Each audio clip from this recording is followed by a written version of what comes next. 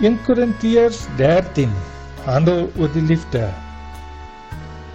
Daar staan geskrywe, die liefde is geduldig, die liefde is vriendelik, dit is nie afgunstig nie, is nie grootpraterig nie, is nie verwaand nie, dit handel nie onwelvoeglik nie, soek nie sy eie belange nie, is nie lig geraak nie, hou nie boek van kwaad nie, dit verbly hom nie oor onreg nie, maar verheug hom oor die waarheid.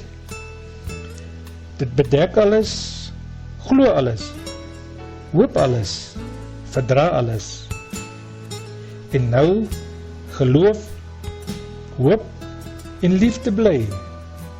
Hierdie 3, en die grootste hiervan is die liefde.